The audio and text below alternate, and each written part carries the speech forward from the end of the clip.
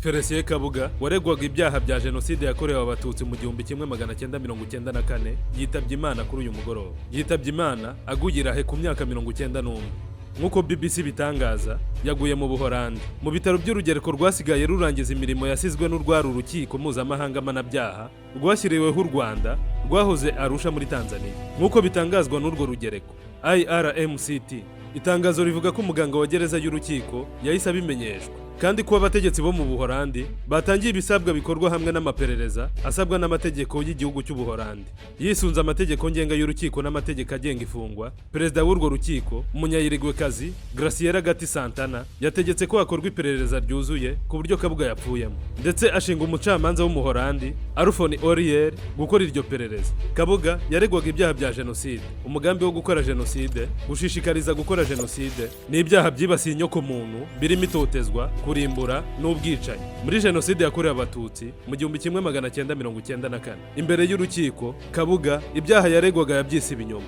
Urwandiko rwo kumuta muri yombi rwasohowe n'urwaru urukiko mpuzamahanga mpanabyaha rwa Arusha ICTR ku itariki ya 29 Mata muri 2013. Yaje gutabwa muri yombi mu Bufaransa ku itariki nk'iyi ya 16 Gicurasi muri 2020, nuko yoherezwa mu rugereko rw'Irahe i Hague ku itariki 26 Ukwakira muri 2020. Urubanza rwe rwatangiye ku itariki ya 29 Nzeri muri 2022, ku itariki ya 8 Nzeri muri 2023, nyuma y'icyemezo cy'urugereko rw'ubujurire cyo ku itariki ya 7 Kanama muri 2023. Urugereko rw'ubujurire rwasohoye icyemezo cyo guhagarika iburanisha kugeza igihe kitazwi, kuko byafatwaga ko amagara ya Kabuga atameze neza ku buryo yaburanishwa, ndetse rutegeka ko agumishwa muri gereza y'urukiko kugeza ikibazo kirekurwa rye ry'agateganyo gikemutse. Kabuga apfuye yaragitegereje irekurwa rye ry'agateganyo ngo ajyanwe mu gihugu cyari kuba gifite ubushake bwo kumwakira ku butaka bwacyo. Muri 2025 urukiko rwanzuye ko bwana Kabuga adashobora gukora urugendo rwo kujyanwa mu Rwanda kubera amagara make. Rwavuze ko koherezwa mu Rwanda kwe byateza ibyago bigaragara kandi bikomeye ku buzima bwe, ndetse ko gutegereza kare kuri u Rwanda binyuranyije n'inshingano y'urukiko yo kumwitaho nibura igihe nta kubyemera kwe guhari.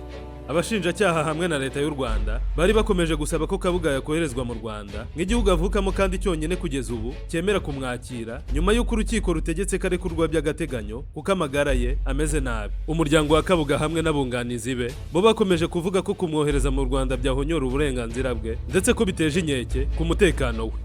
Ibyibanze wamenya ku rubanza rwa Kabuga: inyandiko y'urukiko igaragaza ko yavutse mu 1935, bivuze ko ubu yari afite imyaka 91.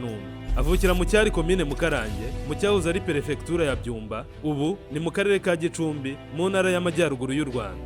Yafashwe ku itariki ya 16 Gicurasi muri 2020 mu nyubako y'icumbi y'amagorofa ya Nières-sur-Seine hafi y'umurwa mukuru w'Ubufaransa i Paris. Hari hashize imyaka irenga 20 ashakishwa n'ubutabera mpuzamahanga, aregwa kugira uruhare rukomeye muri jenoside yakorewe abatutsi mu 1994. Urubanza rwe mu mizi rwatangiye muri Nzeri muri 2022. Imbere y'urukiko Kabuga ibyaha aregwa yabyise ibinyoma. Muri Werurwe 2023 inzobere zatumijwe n'urukiko zanzuye ko ubuzima bwe butameze neza. Urukiko ruba ruhagaritse urubanza rwe. Muri Kamena muri 2023 urukiko rwanzuye ko Kabuga adashobora gukomeza kuburana kubera ko amagara ye ameze nabi. Mbere y'icyo gihe urukiko rwateganyaga ko urubanza rwe ruzarangira muri Nzeri muri 2024. Mbere no mu gihe cya jenoside yakorewe abatutsi mu 1994, Kabuga yari umwe mu banyemari bari bakomeye cyane mu Rwanda.